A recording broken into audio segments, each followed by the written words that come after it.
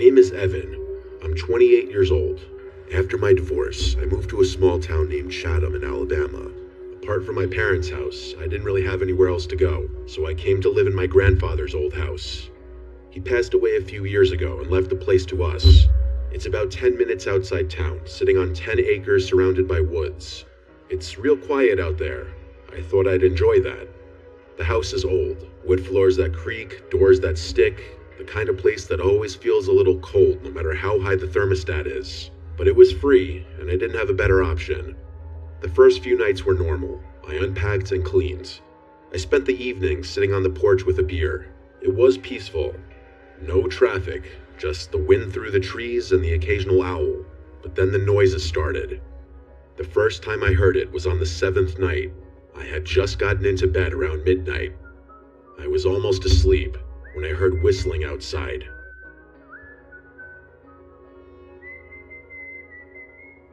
It wasn't a song I recognized, just a slow, broken tune, off-key. It sounded like someone walking through the woods behind the house, whistling as they went. It creeped me out, but I figured it was some hunter or drunk neighbor. The next night, it happened again. Same time, same tune, but this time it sounded closer. I got out of bed and turned on the porch light, but I didn't see anyone. I went outside with a flashlight and checked around the yard. Nothing. No tracks, no sounds of someone running off. Just the whistling, fading deeper into the woods. I tried to ignore it. For a couple of nights, I just stayed in bed and tried to sleep through it. But every time, the whistling would start around 1:17 a.m. I know that sounds like a random number, but I swear it was always around 1:15 or 1:19, somewhere there. It was like clockwork. I started thinking maybe someone was messing with me on purpose, someone who knew I was out there alone. I called the sheriff's office a few days later. An old deputy, who I'll call Deputy H, came out. He'd been in the job a long time. When I told him what was happening, he got real quiet. He said word for word, "Your granddaddy used to call us about the same thing. Said someone was whistling around the property late at night, always in the spring. We never found anything. I figured he was just getting old, but now you're hearing it too." That shook me. I had no idea my grandfather dealt with this. Deputy H told me to keep the doors locked and stay inside after dark. I started doing that. Not like I wasn't already. I double-checked every window. One night I even put chairs under the doorknobs, but the whistling kept coming. Closer every night. One night I heard it behind the shed. It was louder than usual, like the person was standing right outside. I grabbed my flashlight and looked through the blinds. I didn't see anyone, but I didn't dare go outside. The next night, I heard it from the front porch, right by the door. 3 long whistles, then silence. The night after that, it came from under the floorboards, I swear to God. It was like someone was in the crawl space, whistling up through the vents. I didn't sleep at all that night. I started digging through the attic the next day, trying to find anything my grandfather left behind. I found a box of his journals. He wrote about the whistling. He said it happened every spring for over 10 years. He didn't know who it was, but he thought it was someone watching the house. He said he used to sit up with a rifle by the front door just in case. He said it only ever happened when he lived alone, after my grandmother died. I called Deputy H again. He came by and read the journal, and he looked nervous. He told me to be careful. He said, "Don't open the door if you don't know who it is." That night, I stayed up. I sat on the couch with a shotgun across my lap, a shotgun I barely knew how to load. I waited. At 1:17 a.m., the whistling started again, but this time, it didn't come from outside. It came from the hallway, inside the house. I froze. The hallway light was off. I could hear the whistling moving closer, step by step. I stood up, aimed the shotgun, and shouted, "Who's there?" The whistling stopped. I flipped the hallway light on. Nothing was there. No one. I didn't sleep again after that. It was 2 nights since then, and I hadn't heard it again. I was getting sick. I didn't know who this person was. I didn't know why they picked me or my grandfather, but it was real, and I knew it was. I don't believe in hallucinations to that degree, nor do I believe in anything paranormal. This was a real person. After that night, things went quiet for 2 days. No sounds, no movement, no sign of anything. I thought maybe it was finally over. On the third night, I went to bed just after midnight. I didn't stay up this time. I left the hallway light on just in case. At exactly 1:17 a.m., I woke up to a new sound. Not whistling, knocking. Slow, paced-out knocks. 3 of them. They were coming from inside the house, from the back door. Then silence. I didn't move. I stayed in bed, listening. A minute later, I heard a new sound. A creak from the floorboard in the hallway. Then another. Someone was walking. The hallway light went out. I grabbed my shotgun, heart pounding, and stepped out of the bedroom. The hallway was dark, but at the end of it, I saw something. A person wearing black clothes, pale face. They were standing perfectly still, just watching me. I raised the shotgun, but my hands were shaking. I tried to speak, but my mouth was dry. I raised the shotgun, but my hands were shaking. I screamed, "Don't move," with my shaky voice. I saw in the dark the person slowly start lifting their leg and turning as if they were about to run. I screamed, "Stop," and at that moment they darted out of the hallway, out of my line of sight. I heard their surprisingly heavy footsteps stomping out the front door into the dark. I ran outside and fired a shot, not into the air, but straight ahead into the darkness, low-key hoping I'd hit him in the dark. I screamed, "Don't come back." The shot hurt my ears, ricocheting off the walls of the house and the deck. I locked up the house, got to my truck, and drove into town. I slept in my truck that night. The next morning, Deputy H drove out there, and the front door to the house was unlocked again. That confirmed whoever that person was had a key to my grandfather's house. Nothing was broken or missing, but Deputy H recommended I change the locks, and he also off the record suggested I move out of that old place, because someone out in those woods hasn't taken kindly to either my grandfather or myself being in that house. I drove out to the local home improvement store and switched the locks that day, that same hour. After that, I left that house to go to my parents' house out of state for a while. I left it to my dad to eventually sell that house. Anything of sentimental value we took out, and the rest was just left in there or sold. My father, of course, left out the fact that there's some creep who's been stalking the house for apparently decades now. How they potentially got a key, who they were, why my grandfather never said anything, I don't know. It all disturbs me deeply. I personally think it was some disturbed creep living in a nearby house. I eventually moved to a more urban area. This experience left me honestly too unsettled to live in a remote location.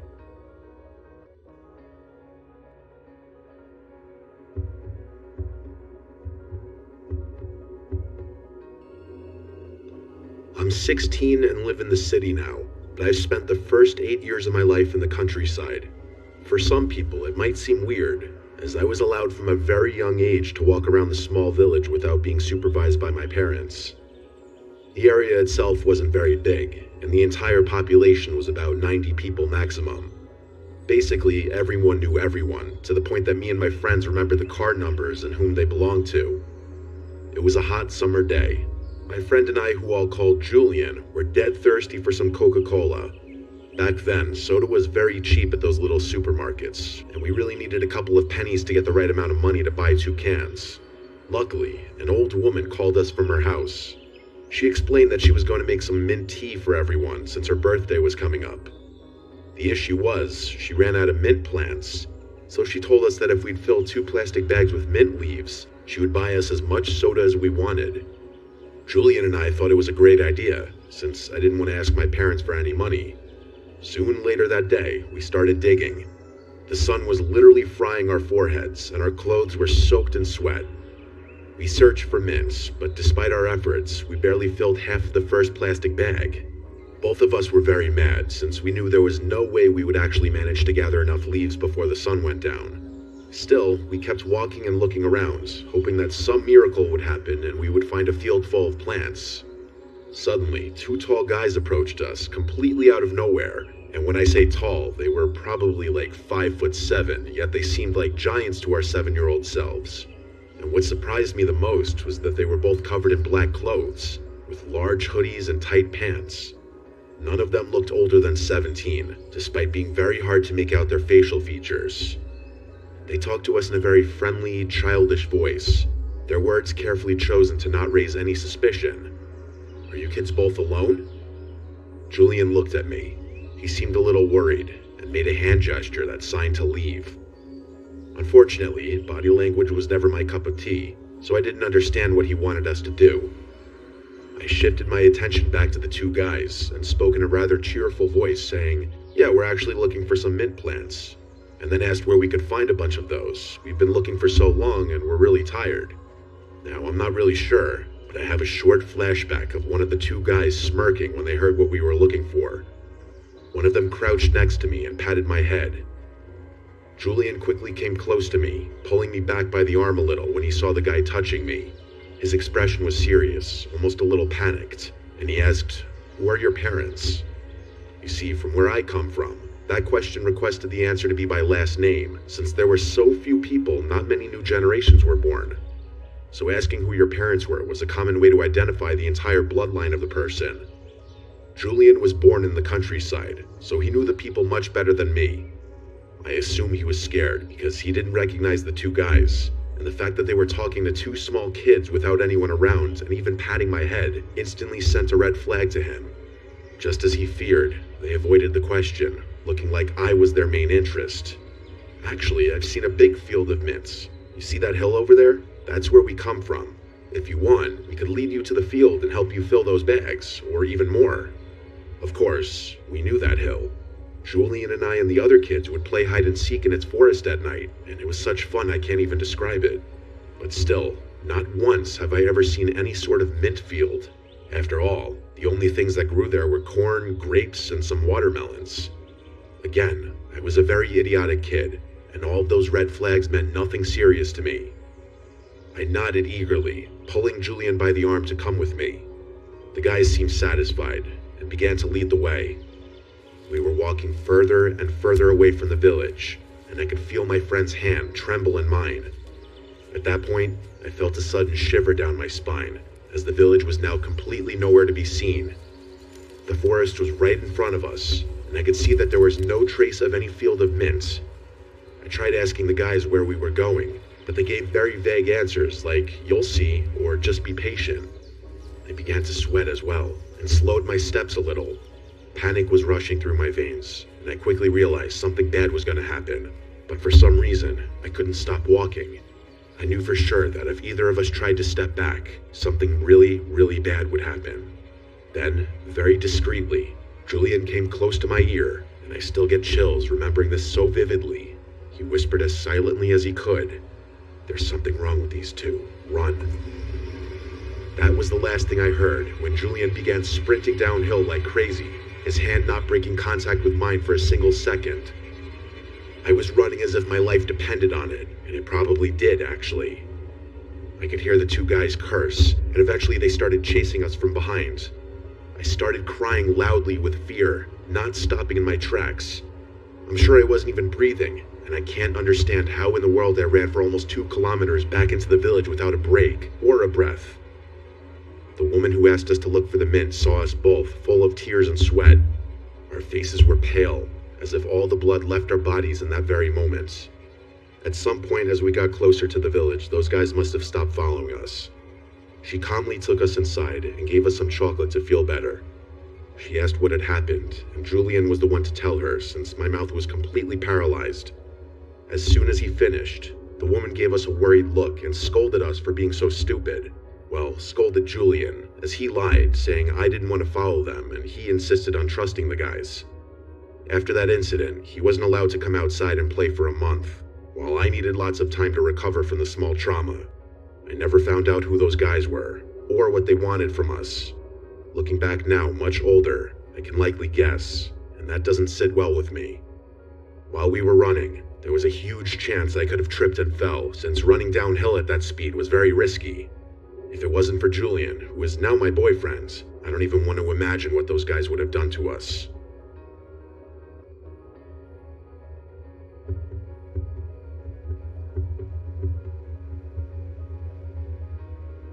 My parents used to work a lot when I was little. They both had to work 2 jobs because they needed extra support for me and my older brother Cameron. Their jobs kept us on our feet, but still required them to be gone most of the time, so they hired a babysitter for us on some website. It was a young white girl, maybe early 20s, named Michelle. For about 4 to 5 months, Michelle came over every weekday to babysit us. Me being 7 and Cam being 8, we both loved having Michelle around. She was young, polite, and very energetic, which meant we could have a lot of fun playing with her versus some old lady that's always tired and in a bad mood. Cam and I did online classes because school would be too hard for my parents to keep up with. Michelle also helped with that a lot. When summertime came around, my parents told Michelle she should go relax for a bit. You know, they wanted her to have a nice summer vacation, especially after all she'd done for us. But that also meant that we didn't have a babysitter for the summer. My parents didn't want to go through the process of finding a trustworthy babysitter, so they decided to just take Cam and I to our grandparents' house. They lived in Texas in the countryside, which is a little far from our house in Oklahoma, but it would be worth a drive given we'd be there all summer. The weekend came around, and on Saturday, we started our drive. The ride was beautiful, but obviously to little me, it was the most boring, nauseous experience ever. We finally made it to their house after what felt like forever. It was a medium-sized cabin-looking house in the middle of a big open field and woods around the back. A little off to the side was kind of a barn-style building with an area for animals such as cows, goats, chickens, and other cool stuff. We all said our hellos, and right away, my grandpa wanted to take Cam and I on a little tour around the place. My parents stayed inside talking to my grandma as she cooked dinner for us. The night was amazing. We got to catch up with Grandma and Grandpa, and we played a little bit with their dog Cora. When it was time for bed, my brother and I shared a room with a bunk bed and a TV. The room next door was another bedroom where my parents slept. My mom and dad fell asleep very fast because they were tired from the drive, and they had to be home the next day for work on Monday. Cam and I stayed up a little bit longer watching some cartoons on TV. After a bit, we finally went to sleep with the TV on. Around 2 a.m., I was woken up by the sound of footsteps outside my window. Heavy footsteps. I couldn't see what was out there because the window had blinds over them. The footsteps didn't wake up Cam because the TV was still playing, but I could still hear them. I then heard a weird noise coming from the window, and after 2 seconds, I heard a grunt. Someone was trying to open it. I went to my parents' room to wake them up and tell them. They didn't really believe me and thought it was my imagination, of course, but when they went to check, nothing was there. So they just brushed it off as an animal sound. We were in the middle of nowhere after all, and maybe my kid brain really did think it was something it wasn't. I fell back asleep after 5 minutes of just laying there. In the morning, I woke up to the delicious smell of my grandma cooking breakfast as my parents were packing to go home. We all ate together, then my parents were off. Once they left, my grandpa took Cam and I to go feed the animals while taking Cora on a walk. I wanted to have Cora's leash, so my grandpa handed it to me, saying to hold on tight. As we were walking along the trail, I found myself having to pull Cora a little bit every 5 seconds. When I finally looked to see why she wasn't walking, I saw her staring at something. She was staring in the woods. I was a little scared to look in the direction, but when I did, I saw a black figure standing there staring at us. Even though it was all black, I could tell he was looking at us. He was half behind a tree with his hands on the wood, as if he were trying to peek over, but with his whole body. I turned to my grandpa to tell him, but him and Cam were already like 15 feet ahead of me. I ran to catch up with them while having to pull Cora a little bit, but once I told my grandpa about the man in the woods, the man vanished. It was like he was never even there. I thought I would have been able to see him if he ran off, but where could he have gone? My grandpa heard about what happened the night before, so me telling him something like that couldn't be me playing tricks on them. I could tell in his face that he was concerned, but he just told me that it was okay and that it was probably a deer in the distance, and that when I ran, I scared it off. After we fed the animals, we went back to their house. We enjoyed the rest of the day watching movies and playing outside in the sprinklers. That night, my grandma made the best dinner too. There was a lot of food, so after eating, I was really tired. I took a quick 10-minute bath and headed right to mine and my brother's room. Again, we watched cartoons for a bit and fell asleep. Around 1 a.m., I was woken up by the sound of humming outside the window. It was humming to the theme song of Cyber Chase, the show that was playing. Cam, being the heavy sleeper he was, didn't wake up to it. And as I said earlier, the blinds were over the window, so I couldn't see what it was. But I knew for sure at this point it had to be a person. At first, I thought it was my grandpa outside smoking, and for some reason he started humming the intro because he heard it through the window.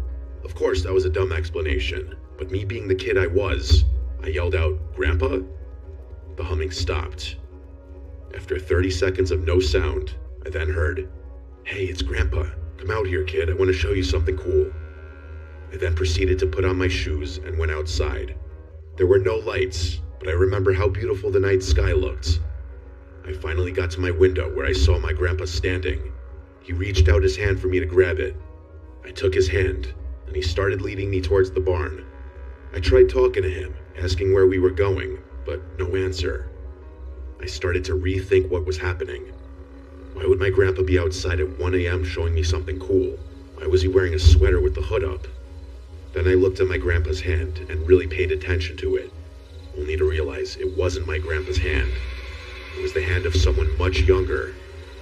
I tried to pull my hand away, but his grip only got stronger. I didn't want to let him know I knew something was wrong, so I stayed quiet, even though my heart was pounding.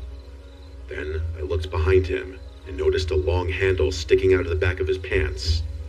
That's when I really panicked inside. Suddenly, I heard my grandpa's voice calling from the house.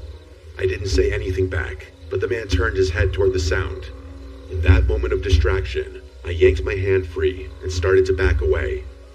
The man stood there for a second, then suddenly bolted toward the woods. I ran straight for the house, yelling for help. By the time I got inside, my grandpa was waiting for me with his arms wide open, and my grandma had the phone to her ear talking to the police. Not long after, the cops showed up and started searching the area. They found the man hiding in a ditch not far from the house.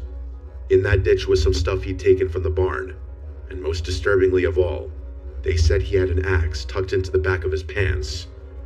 After further investigation, they found that the lock on my grandpa's shed had been broken off, leaving it open for anyone to get anything they pleased. In the shed were a lot of tools that could have caused more trouble. After a couple of days, my grandpa found out that that man turned out to be Michelle's ex-boyfriend, who I'll just call Dave.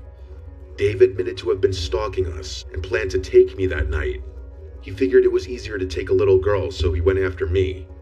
He said he wanted to take me because he knew Michelle cared about me a lot, and if he had threatened to hurt me, he could make Michelle do anything. Dave stated he mainly wanted to use me to get back with Michelle because he wanted to start over and live a happy life with her. He claimed he was never actually going to hurt me. After this whole incident, our parents picked Cam and I up a week later and started looking for better jobs so they could be home with us more often. They also let Michelle go, which is understandable. I'm so grateful that the police station wasn't that far from my grandparents' house. But most importantly, I'm thankful my grandpa had woken up that night to use the bathroom. Even after 20 years, it still gives me chills to think about what would have happened to me that night.